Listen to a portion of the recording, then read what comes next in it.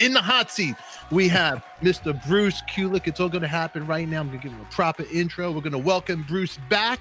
And I am your host, Stefan. Thank you for being here. Happy New Year. But Bruce, this is going to be a good one. Bruce has a lot of news coming out his way. Mr. Kulick has just put out there, Grand Funk Railroad, you retired. We're going to talk about that. We'll talk some Kiss. We'll talk about what's coming up around the corner for Bruce. And we'll take your questions if you have any questions. And I'll take questions from the community board. I am Stefan. You're beautiful. Don't touch that dial. It all starts now.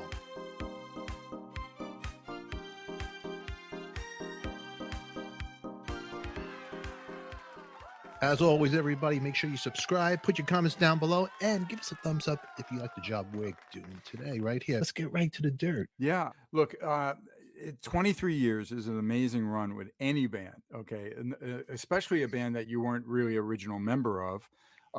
But Don and Mel were always in this version of Grand Funk, and I know you've interviewed Don Brewer, and you've interviewed Mark Farner, the original guitarist. So it's very interesting, and I mentioned it to my wife Lisa this morning, how you do know all the particular participants, shall I say, of the band, and Grand Funk being such an iconic band. I remember when the manager at the time of Kiss that I kept in touch with, like Larry Mazer was always someone that worked with Kiss that doesn't get mentioned a lot, but he did Hot in the Shade and Revenge into like, Unplugged Alive 3. And then that was it, of course. And then the reunion tour. So, but Larry and I, we used to chat about a lot of things. He was the first call when I got this email and call from Don Brewer about, trying out for the band, because Mark and them split and they were going to continue. And I remember Larry saying, that's a great gig. That would be great for you, and it's shocking to think now that that's 23 years. That's really amazing. So what happened was the pandemic really, just like you, okay, and you know what I'm referring to, how you needed to learn new tricks and do things. And one of your passions became this successful show. Congratulations. Thank you. 10,000 subscribers. That's great. And I remember we used to chat a bit too about, what are you going to do? How do you do this? Let's do things. And I was always supported, but of what you wanted to do.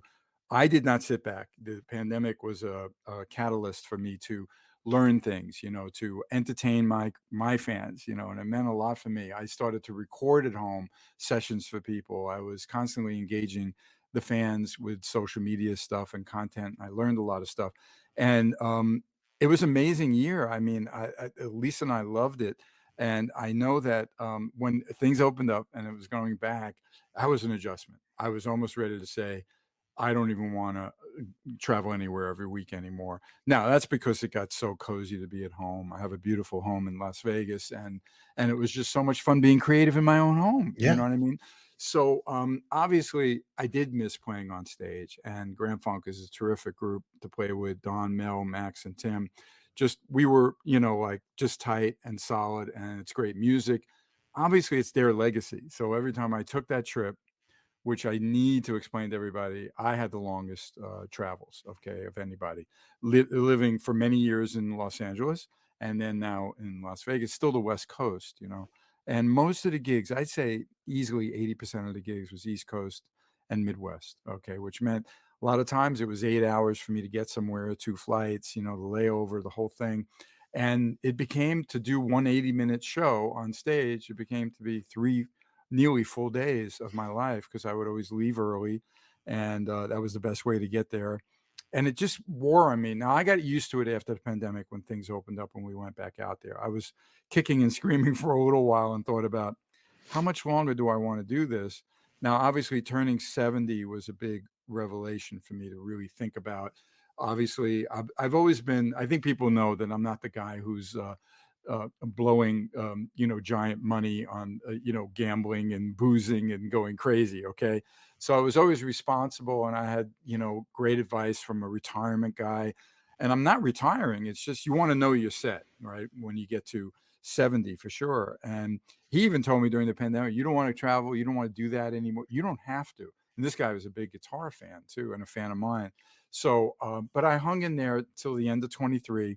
By the summer and the fall is when I really knew I'm definitely making this decision. That's it. It's enough. And the turning 70 was like that kind of real important milestone, shall I say. So I remember I called up Don and I just said, and it was funny, the timing was perfect because it was right after they flew out here to play in Las Vegas. So they know what a kick-ass, how it kicks your ass, the flights to go from Florida or to go from Charlotte or to go from Nebraska and get out here.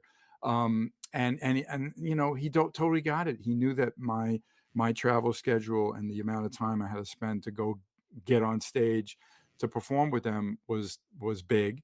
And he also knew that I keep busy with other things. And I reminded him that, I know why you want to do this until you can't lift a stick or you just, die on stage or whatever. Like he wants to play drums until he just physically can't, or he's not alive to do it. Okay. And it's admirable, but this is his legacy. Grand Funk Railroad is something he, created. Okay. I did not create the band, as much as it was an honor to play that music and to perform with them. And I think anybody watching your program here, Stefan, knows that, my biggest resume legacy is going to be Kiss. Okay. And my guitar playing. Absolutely. Yeah.